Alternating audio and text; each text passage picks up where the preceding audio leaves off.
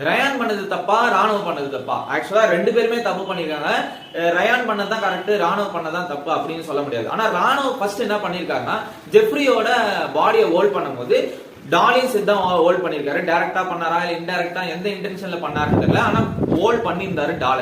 அதே மாதிரி ஜாக்லின் கிட்ட ஆஷா பேசுனதும் ஒரு தப்பான விஷயம் தான். அவர் அவ்வளவு ஆஷா பேசியிருக்க தேவையில்ல. அதே மாதிரி ரயான் எல்லாம் கரெக்டா பண்ணிட்டாரா அப்படின்னு கேட்டா அதுவும் கிடையாது. நீங்க பாத்தீங்கன்னா தெரியும், மஞ்சரியை ரயான் ஹோல்ட் பண்ண விதம், அவங்க ஷர்ட்டை குளிச்ச விதம் எல்லாமே தப்பா தான் இருந்துச்சு.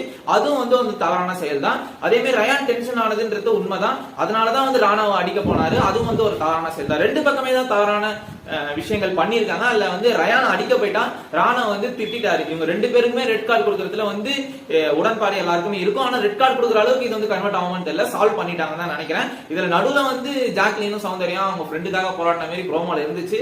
ஆனா ஜாக்லின் சௌந்தர்யாக்காகவும், சௌந்தர்யா ஜாக்லினுக்காகவும் தான் பேசு